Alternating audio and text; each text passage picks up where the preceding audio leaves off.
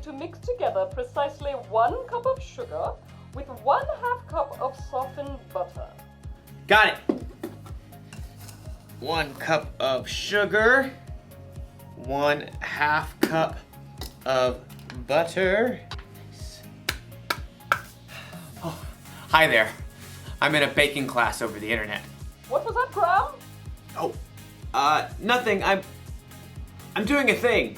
Can you mute yourself, please? Yeah, sorry. My instructor is teaching us how to bake a cake from scratch. It won't take long, so you just have a little patience and I'll be right. You should be done mixing the sugar and butter together, so let's move on. Ah! Patience is waiting until later for what you want now. After you've stirred in the eggs, add 2 teaspoons of vanilla. Gotta catch up. How much vanilla did she say? Hold on a sec. Excuse me, moi. Pardon. How much vanilla did you say? 2 teaspoons, Graham, and then you add cups of flour and milk. What was that? I'm sorry. I missed that last part. I think you're frozen. Hello? You're frozen. Maybe I'm frozen. Maybe we're both frozen. I really don't like it when technology fails me. I'm trying to bake a cake here and you're just...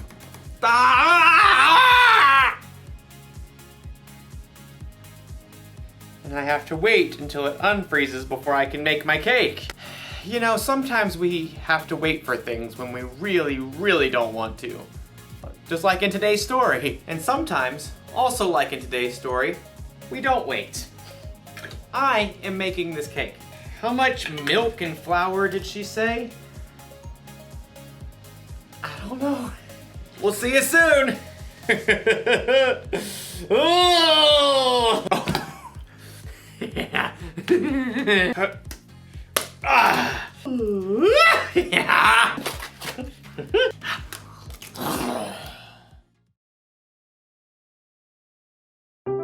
The Bible.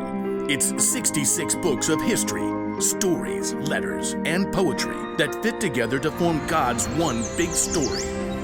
The epic adventure of how He created us and loves us so much that He made a way to rescue us. As we travel through the Bible, from Genesis to Revelation, we discover people who met God and found their lives changed forever.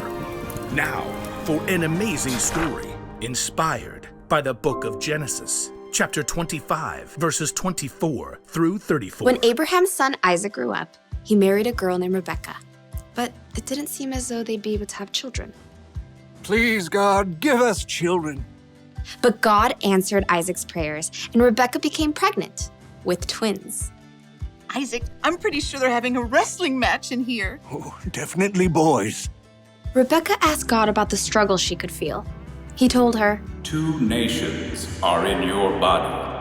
1 nation will be stronger than the other. The older son will serve the younger one. When it was time for the babies to be born, they came out fighting. Esau was born first. He came out with a strong set of lungs and a head full of red hair. His brother Jacob was born moments later, still holding on to Esau's heel. How on earth did he manage that? The brothers shared the same birthday, but as they grew, that was about the only thing they had in common. Esau loved to roam far out into the wilderness. I would walk 500 miles and I would walk 500 more. Jacob preferred the comforts of home. The sun is so hot. I'll just take a little nap in the tent. Esau loved to hunt wild animals. That is one excellent wildebeest. Jacob preferred a different type of hunting. Not you, not you. Ha! The perfect ripe honeydew melon. One fine morning, Esau headed out into the wilds in search of adventure and some nice, juicy venison. I'll feast tonight. But Esau went all morning without spotting a single rabbit. Ugh, should have packed a lunch. In the afternoon, he tracked a deer for hours, but he missed his chance as the deer sprang away. Ah! At last, Esau headed for home, defeated. He was tired and irritated and so hungry he could eat an entire woolly mammoth. Must eat food. As Esau neared camp, a delicious smell wafted out to greet him. Food! Jacob had been home all day, resting and plucking his favorite herbs from his garden. A little coriander, some dill. As evening approached, Jacob used his savory herbs to whip up a tasty red lentil stew and a batch of fresh, buttery bread. This will crisp up nicely on the hot stones. By the time Esau had arrived in camp, Jacob's stew was simmered to perfection, and the bread was hot and crusty. Food! Food! Esau lunged for the stew cauldron, ready to grab a bowl, but Jacob blocked his path. Not so fast. Step aside, I'm hungry. Clearly. Just let me have some of that red stew. Certainly. Esau tried to dive for the stew pot again. Just one itty-bitty thing. What? Well, first, give me the rights that belong to you as the oldest son. Esau spent more time listening to his stomach than his brain. So in that moment, his stomach won out. Look, I'm dying of hunger. If I die, those rights are pointless anyway. Now give me that stew. Esau sprang forward once more. Promise to give me your rights. Fine. Fine what? Fine, I promise. Promise what? I promise to give you my rights as the oldest. Cool. Help yourself. Jacob stepped aside as Esau hurled himself at the stew pot. Stew! Esau happily gorged himself on rich stew and fresh bread. But as his stomach filled up, he had time to stop and think again. Esau had just traded the rights of a lifetime for a meal that would only last him a few hours.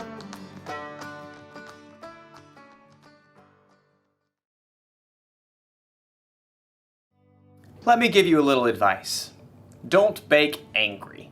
Instead of making a cake, you end up making a mess. That's what happens when you lose patience.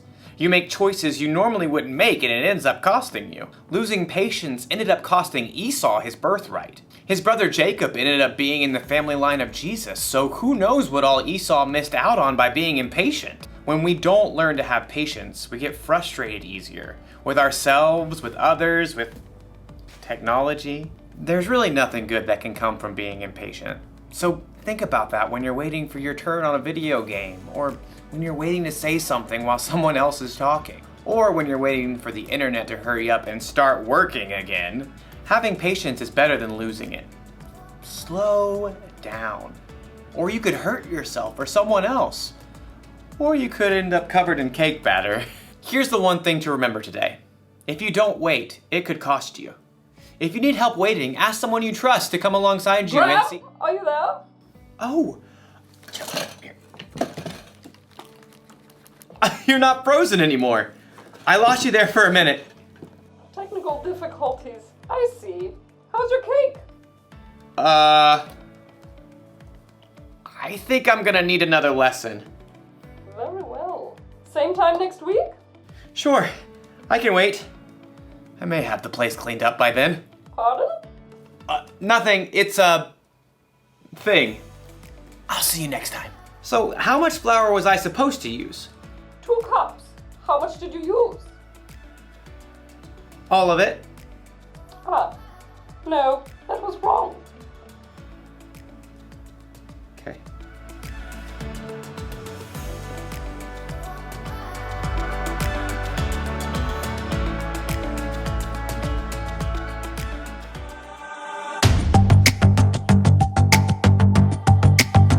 You're my courage, I don't have to be afraid. You're my fortress, no matter what comes my way. You're my treasure.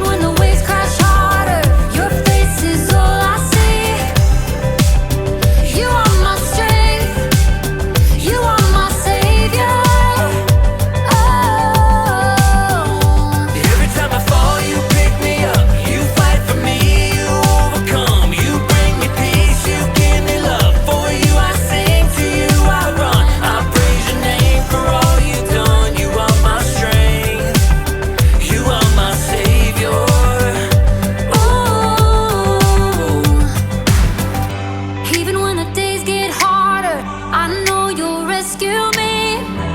Even when the sky is darker, I know you'll bring me peace. You are my strength, you are my savior.